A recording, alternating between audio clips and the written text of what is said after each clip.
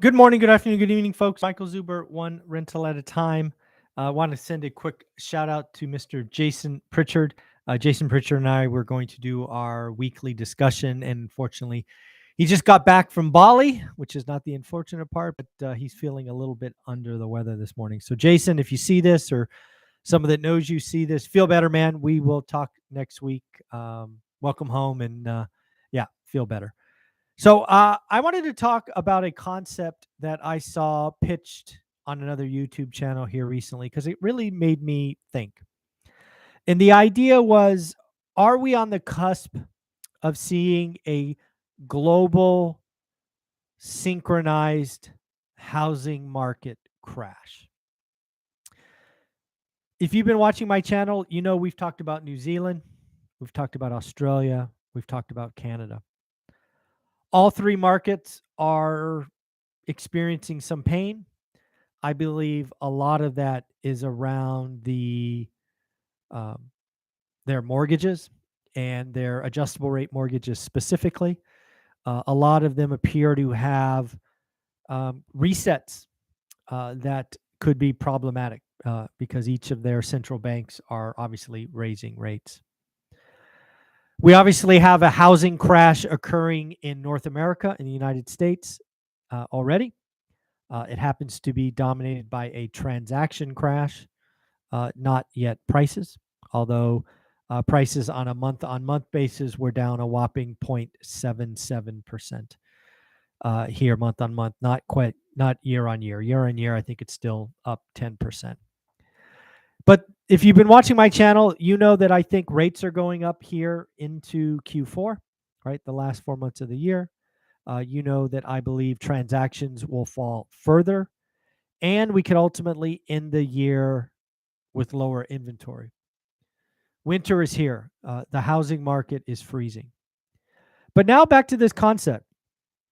Could 2023, 2024 be a globally synchronized housing market crash? In fairness, we have had two. One is called the Great Depression, and one is called the Great Recession, the GFC, Global Financial Crisis. I think it's an interesting concept because if you step back and you look at the components, we really have interesting things that appear to be going on. So, first, you've heard me talk about a global recession. I believe Europe is already in one. I think Asia is on the cusp, and rest of the world is right there. In fact, the United States appears to be the strongest country right now. Again, by appearances only, right? I don't think the underlying data is great. But again, on the surface, the United States economy currently, as we are in the middle of September, looks to be the quote unquote cleanest dirty shirt. I believe a recession takes hold in the United States no later than first half of next year and really extends for probably 4 to 6 quarters.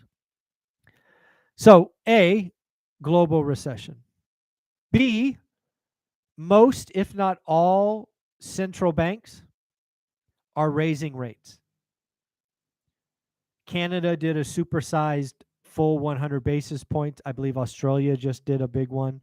ECB is on the cusp of doing another one, although they delayed it for the death of the Queen. All central banks are raising rates. We also understand that housing is the most rate-sensitive part of our economy and part of the world economy. So if we're running into a year and a half long rate increasing cycle around the world, in the face of a global recession, could that cause a global housing market crash? Well, first off, I think it is very fair to say that transactions around the world will crash and undoubtedly crash first. Again, as central banks raise rates, as the housing market is the most rate sensitive, it makes sense that transactions crash first. You add on top of that adjustable rate mortgages, in rather large economies, again, New Zealand, Australia, Canada are examples, and I'm sure there are others. If you run into an environment where rate resets happen and that creates some forced sellers, we could have some markets that crash by themselves, right? What was really the 2008 global financial crisis? We had 50% adjustable rate mortgages. Those started to reset. They went to be unaffordable. People were underwater. They couldn't afford, and bingo bango, foreclosures, short sales, and the cascading dominoes just kept going. That could happen in some countries. I have talked about Canada. It's closest to me. I've not really studied Australia or New Zealand at any length. Canada does have some pain ahead with trigger rates and things of that nature. But I don't know if there really could be a global synchronized crash in prices. Think about the United States, for example. The United States, the last time, went into the global financial crisis with 50% or 51% adjustable rate mortgages. As soon as last year, we had 98% fixed rate mortgages. They were 2% adjustable. Now, that is obviously picked up. I think last time I read it was 11 or 12%. But these are 5, 7, 10-year adjustable rate mortgages. So while they are just originated, the clock is still years and years in the future. So I don't see the debt structure being consistent where there could be a global synchronized housing crash in prices. But there is something to watch. There is a boogeyman. There is a lurking black swan or ghost or whatever you want to call it that I will be watching that could be a problem. And that is liquidity. We have the Federal Reserve supposedly selling mortgage-backed securities and 10-year treasuries to the tune of $95 billion a month. They've ratcheted up. That has started to occur looking at some numbers. If we start to see liquidity dry up, we will see banks get more conservative. Right now, we generally speaking have banks doing good loans or actually getting more creative. You heard me talk about Bank of America and Citigroup recently. No money down, low down payment, things of that nature. But if we head into a recession, liquidity dries up. And not only now we have high rates, 7, 8%, but we also have banks ratcheting up and getting tighter. That could be a long-term problem, and that could cause some pain. The problem in the housing market where most people are calling for a 20, 30% crash is they are so early. They don't understand that housing price elasticity is very, very sticky. It doesn't go down as fast as you want. In fact, I believe right now, many sellers, and dare I say most sellers, are very quickly going to be removing their properties from the listing, from the MLS, from realtor.com. They are going to say things like, you know what, honey? We missed the top of the market. Let's wait till spring. So what does that mean? That means over the next 4 or 5, 6 months, we're going to see inventory fall. There's just going to be no sellers. Winter is here. It's a frozen market.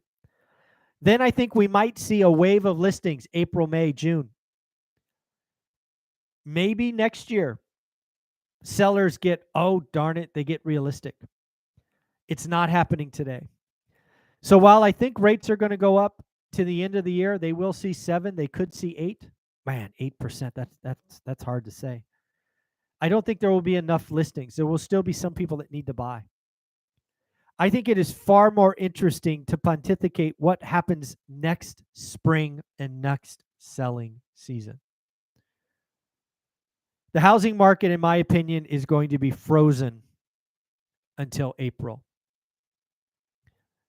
Sellers will just take them off. They're going to wait. They'll be staying in their home one more year. They don't have to sell. But again, as time goes by, motivation will rise. A recession, job layoff, movement, more kids. We will see. I think with each subsequent Selling season next April, the April after, the April after that. Motivation and time will become a factor, even if rates are still high. Today on the Daily Financial News, we talked about 66% of sellers aren't interested in selling at 6% interest because they are also a buyer. What happens at 7 or 8%? The Fed broke the housing market, and the only cure is time. We need to get more and more selling seasons after selling seasons and selling seasons. So I don't see a global housing crash in price. I think we will see an epic crash in total transactions.